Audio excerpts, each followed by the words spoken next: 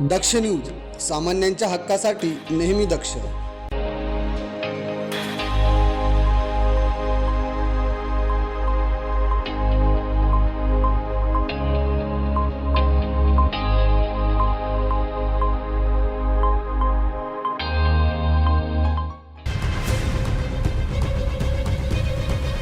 Nashik road bus स्थानकातून निघालेल्या कोपरगाव अहिल्यानगर डेपोच्या 2 बस भर रस्त्यातच बंद पडल्या.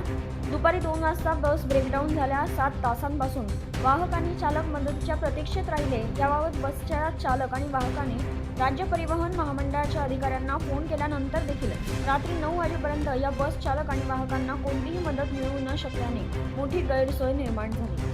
दरम्यान राज्य परिवहन महामंडळाच्या वरिष्ठांना ब्रेक फेल झाल्याबाबत कळवून देखील वरिष्ठ अधिकाऱ्यांनी या गोष्टींकडे दुर्लक्ष केल्याचं दिसून आलं.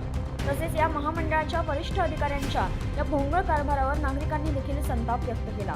या दोन्ही बस भर रस्त्यातच उभ्या राहिल्याने या रस्त्यावरील रहदारीला देखील अडथळा निर्माण होत होता.